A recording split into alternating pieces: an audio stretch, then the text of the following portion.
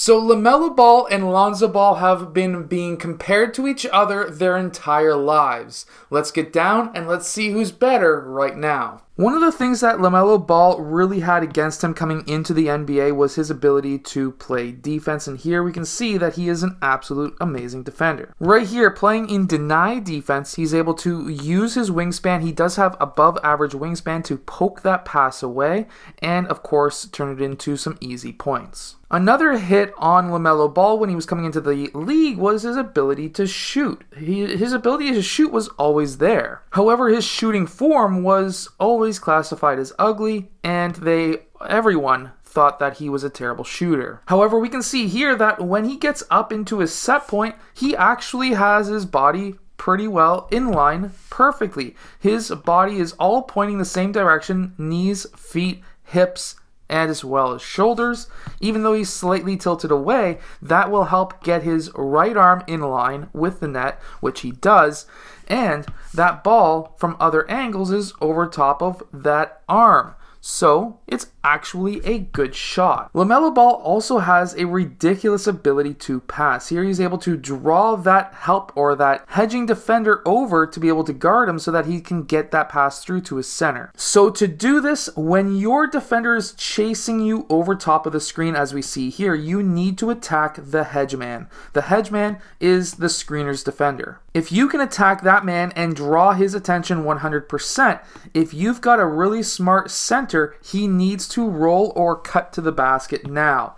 At this time, you should be able to get that pass through, and that's what happens here for an easy dunk. LaMelo Ball knows how to use screens very, very well. Here, he's able to see that his defender goes underneath the screen, and he's able to pop for a three. See, this is the other way you can use a screen. If you get a man screening for you, you're using that screen, and your defender decides to go underneath, and the hedge man is not popping up, guess what you need to do? You need to pull for that three-point shot, because that's what's going to allow you to have open shots every single time. Something else that's extremely good about LaMelo Ball is his ability to get to that paint, because guess what happens? You draw multiple defenders in on you to be able to stop your drive. See, the idea and the purpose behind the defense is to stop layups, and that is still the case for today.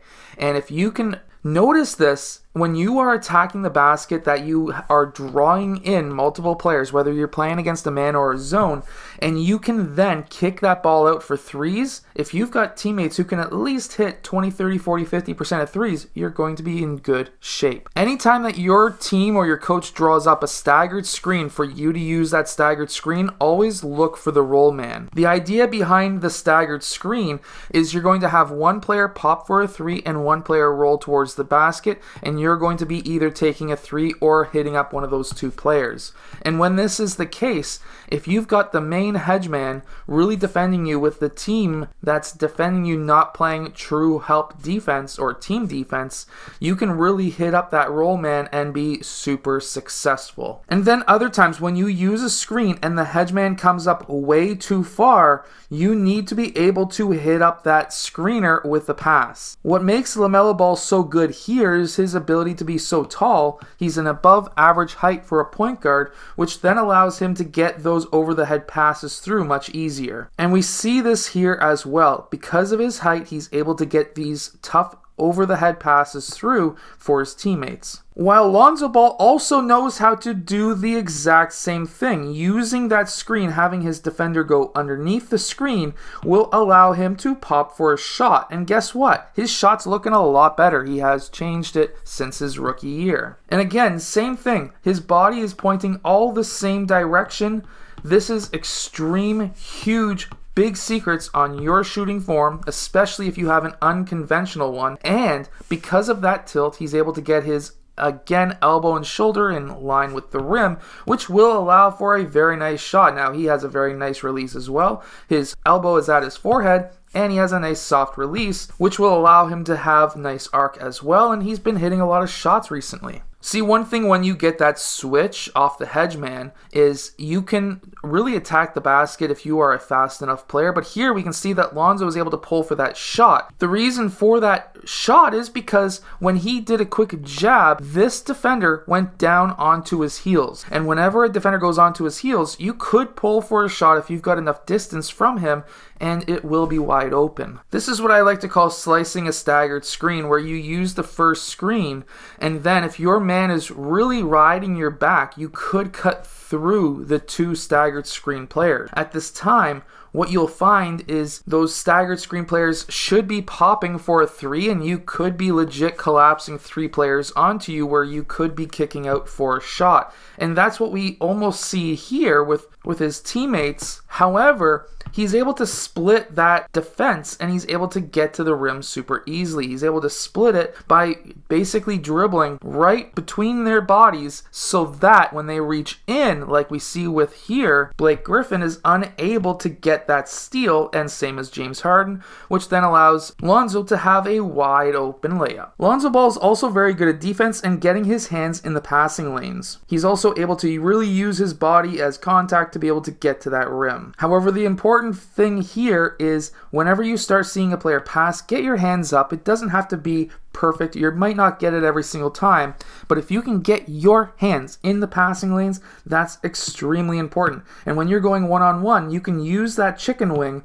to be able to get your defender off of you. Now, he did push off. He extended his arm. That should have been called a foul, but you can still use that chicken wing, you just can't extend your arm. Also, using your arms wisely, keeping them down with your palms up, so that when your player decides to either pass or dribble or just not do anything, you can poke that ball away and not get the foul call. The reason for not getting the foul call here is his arms were already low. They weren't up like this. If he was to hack down, whether he got all the ball or not, if he was to hack down, he would have called it. However, by his arm already being down and he just poked in, that is not going to be called a foul because it's not an obvious hack. Plus, his fast break passing ability is amazing. Not to mention touchdown passes too, but they can both, LaMelo Ball and Lonzo can both do that. Overall, I think they're actually very similar players. However, what I'm going to say right now is Lonzo Ball